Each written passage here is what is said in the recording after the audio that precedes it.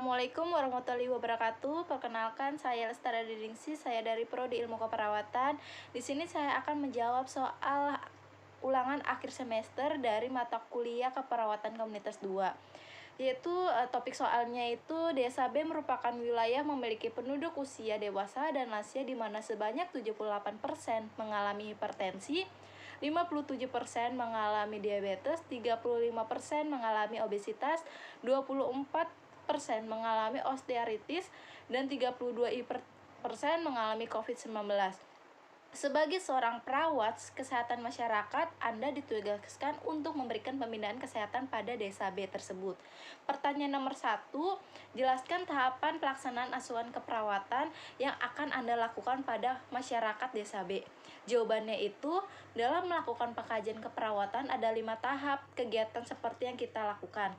Yang pertama itu ada pengumpulan data. Pengumpulan data adalah pengumpulan informasi tentang klien yang dilakukan secara sistematis untuk menentukan masalah-masalah serta kebutuhan-kebutuhan keperawatan dan kesehatan klien.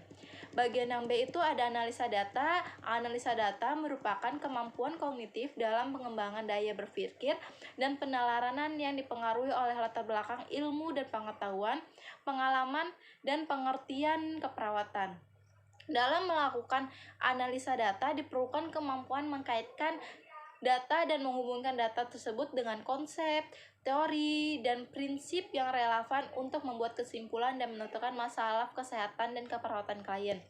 Nah, di sini ada fungsinya analisa data.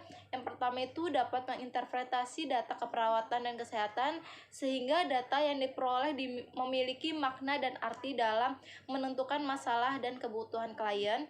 Yang kedua itu sebagai proses pengambilan keputusan dalam menentukan alternatif memecahkan masalah yang dituangkan oleh rencana asuhan keperawatan sebelum melakukan tindakan keperawatan. Bagian yang C itu ada pengumpulan data. Pengelompokan data adalah mengelompokkan data-data klien atau keadaan tertentu di mana klien mengalami permasalahan kesehatan atau keperawatan berdasarkan kriteria permasalahannya. Bagian yang D itu ada masalah klien. Masalah klien merupakan keadaan atau situasi di mana klien perlu bantuan untuk mempertahankan atau meningkatkan status kesehatannya atau meninggalnya dengan damai yang dapat dilakukan oleh perawat sesuai dengan kemampuan dan wewenang yang dimilikinya. Yang terakhir itu ada bagian yang E, dokumentasi. Dokumentasi adalah bagian terakhir dalam pengkajian yang lengkap. Kelengkapan yang dengan akurat diperlukan ketika mencatatkan data. Kelengkapan dalam dokumentasi penting untuk dua alasan. Pertama itu sebuah data yang berkaitan dengan status klien.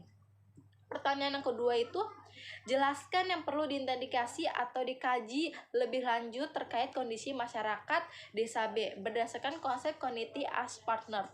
Jawabannya itu yang bagian yang A, inti komunitas, yaitu geografi kaji komunitas seperti usia, jenis kelamin, perkawinan, ras, suku, bahasa, tingkat pendidikan, pekerjaan, agama, dan komposisi keluarga. Bagian yang B itu ada subsistem komunitas, yaitu lingkungan fisik dalam melakukan pengkajian komunitas itu dengan survei seperti ke perumahan. Pertanyaan yang ketiga, jelaskan minimal 4 strategi intervensi yang dapat dilakukan untuk memberikan asuhan keperawatan pada desa B. Jawabannya, yang pertama itu dukungan sosial atau social support.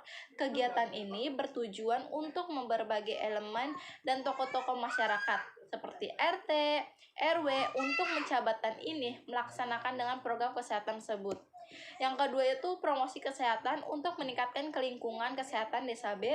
Yang ketiga itu memperdayaan masyarakat untuk mengembangkan kegiatan sumber daya masyarakat sesuai sosial budaya setempat dan didukung oleh lingkungan.